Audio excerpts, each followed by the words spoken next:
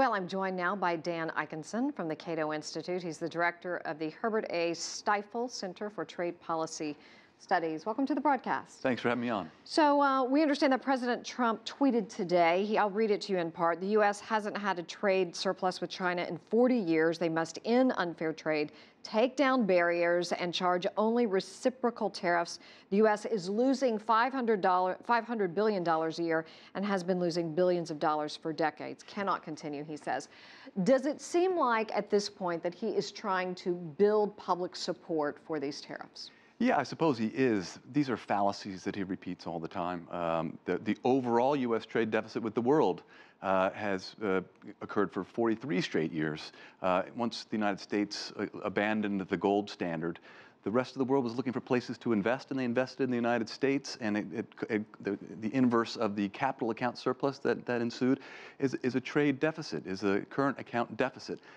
China's share of that deficit has increased over the years only because China has become much more prominent in the global supply chains. It's the last point of exit for a lot of manufactured goods that come to the United States.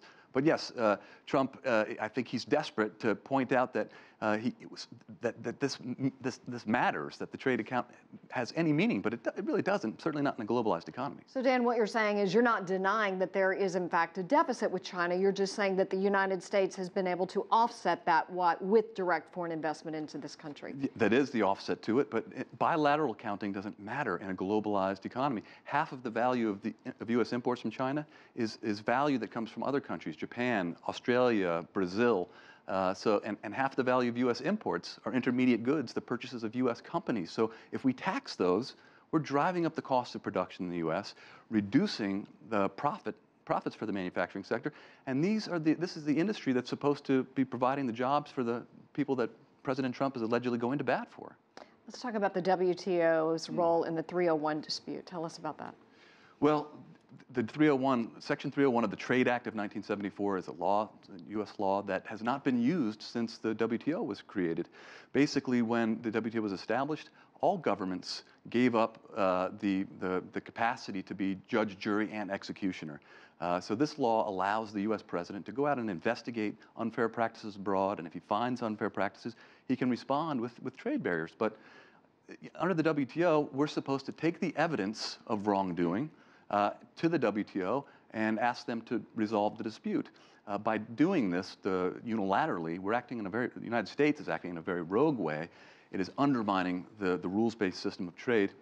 And that is one of the biggest concerns for me, that we're setting a terrible example. And this is a system that has worked very well for the United States, for China, for Europe, for the entire world. These rules for 70-something years have undergirded economic growth. So we've seen several reports on which agencies this is going to affect. Obviously, poultry, soybeans, other goods. How will they make up for it? Well, look, possibly if they do impose these tariffs, if we do not resolve this. This has to be stopped. There is a hearing on May 15th in Washington. Comments are due by May 22nd. Most U.S. interests have registered deep concern about this. We need to head this off. Congress has been very slow at sort of reacting, but now that they see that, one of the reasons they were slow to react was they realized that their constituents supported Trump, but now their constituents are sort of in the crosshairs because their products are going to be hurt and their livelihoods are in jeopardy. So we'll see how quickly Congress responds.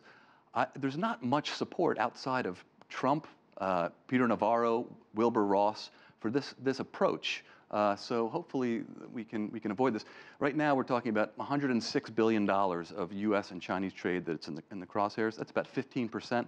Significant, but if we were to have another $100 billion added and the Chinese respond commensurately with another $100 billion, we're talking about close to half of the value of two-way trade.